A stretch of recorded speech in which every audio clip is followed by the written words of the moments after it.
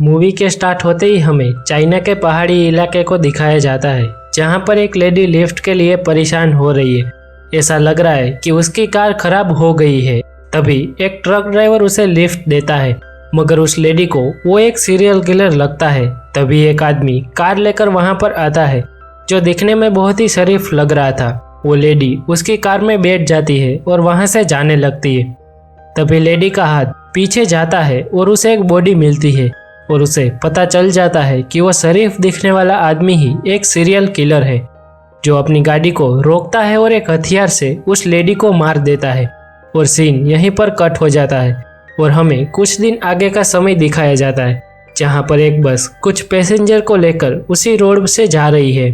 बस के अंदर एक वेंग नाम का आदमी ड्राइवर टोनी से बात कर रहा है। कुछ दिन पहले यहीं पर एक लड़की गायब हो गई थी। तभी रेडियो पर एक न्यूज चलती है कि एक एक्सीडेंट हो गया है, इसीलिए सारे रास्ते बंद हो गए। तब एक ली नाम का पैसेंजर ये कहता है कि उसे अपनी जॉब के लिए देर हो रही है, इसीलिए टोनी उसे कहता है कि हमें ऑफ रोड जाना चाहिए। अब सब लोग इस बात के लिए मान जाते हैं और वो ड्राइवर अपनी बस को मोड़ लेता है।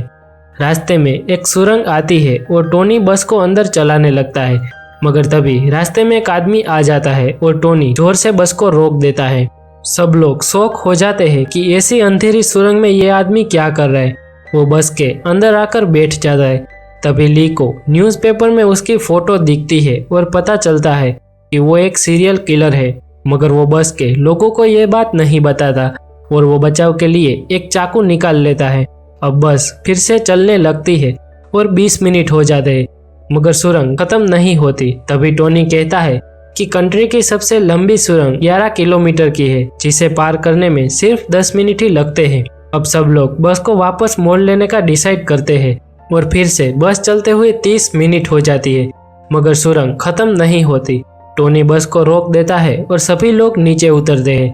तभी एक जिंग नाम की लड़की को अपना फोन मिलता है, जो उसने सुरंग शुरू होते ही गिरा दिया था। तभी सब लोग समझ जाते हैं कि ये कोई आम सुरंग नहीं है।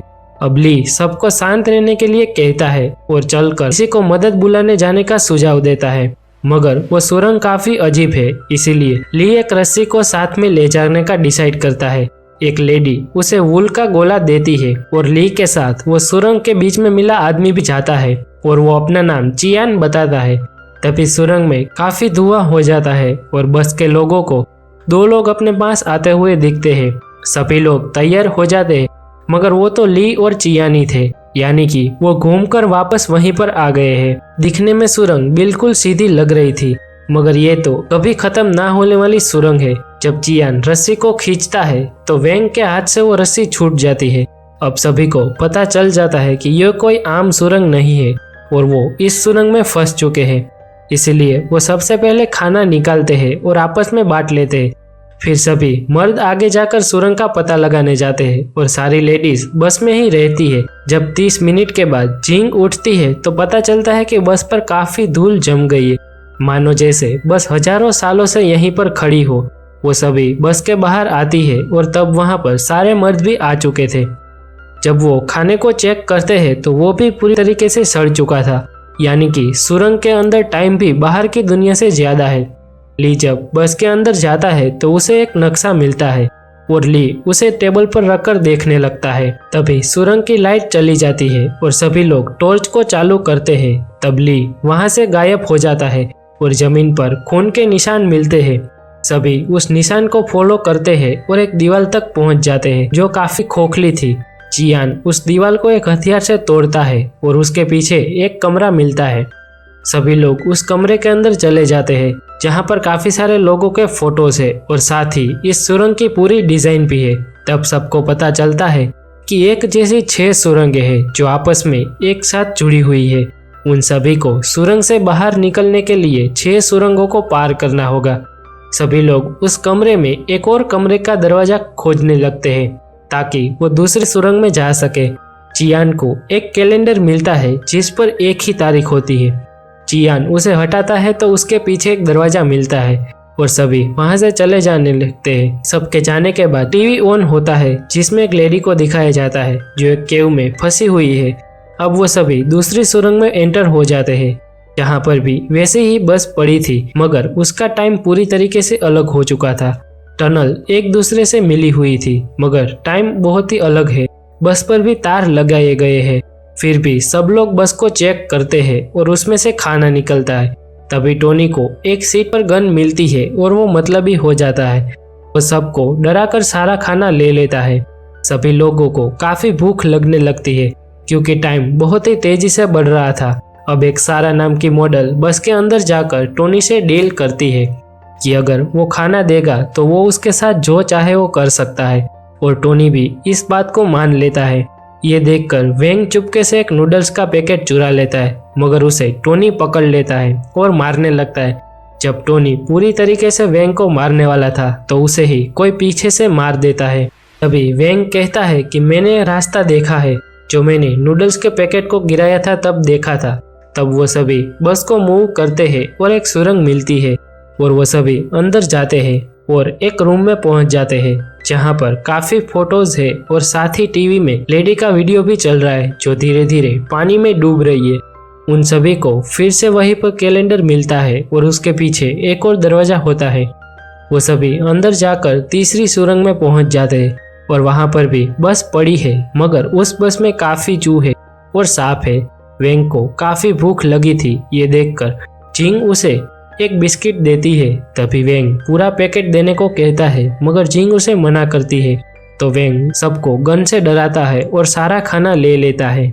अब वो सबको बताता है कि जब कोई मरता है तो सुरंग का दरवाजा खुलता है, इसीलिए तुम में से किसी को मरना होगा। और वो जिंग को जबरदस्ती करके चियान के कंधे पर शूट करवा देता है और फिर एक और लड़की को मार देता है। जब वेंग सारा को मारने की कोशिश करता है तब उसे कोई पीछे से मार देता है और अब बाकी के लोगों को फिर दूसरा दरवाजा मिल जाता है और वो सभी चौथी सुरंग में पहुंच जाते हैं। जिंग एक प्रेग्नेंट लेडी है, इसलिए उसे दर्द होने लगता है और वो बैठ जाती है।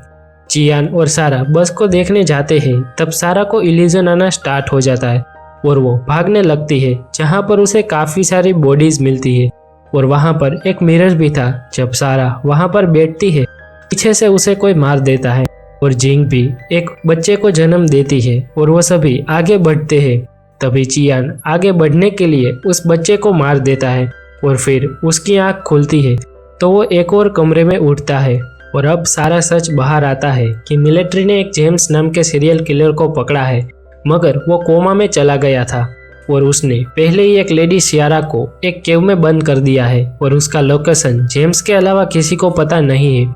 इसलिए मिलिट्री वालों ने इंस्टीट्यूट के साथ मिलकर कोमा में जाकर इंट्रोगेशन करने का डिसाइड किया है। अब जनरल चियान के पास आते हैं क्योंकि वही जेम्स के कोमा में गया था और उसे ही सब पता है। चियान बताता है हर कैलेंडर पर 15 जुलाई तारीख थी। तब जनरल उसे कहते हैं कि उस दिन जेम्स के पेरेंट्स की मौत हो गई थी। उसके पिता को उसकी बीवी के अफेयर के बारे में पता चल गया था और उस झगड़े के आखिर में उन दोनों ने एक दूसरे को मार दिया। चियान कहता है कि मैंने जेम्स का बुरा और अच्छा दोनों रूप देखा है, मगर बुरा रूप हर बार जीत जाता है। अब फिर से चियान जेम्स के पास कोमा में जाता है और सीधा जेम्स से सारा का लोकेशन पूछता है, मगर जेम्स उसे बताने से मना करता है और अपने पेरेंट्स के बारे में बताने लगता है और वो चियान को एक जगह पर ले जाता है, जहां पर जाने के बाद चियान भी एक सीरियल किलर की तरह सोचने लगता है और चियान की एक और दूसरी पर्सनालिटी वहां पर आती है जो बुरी है।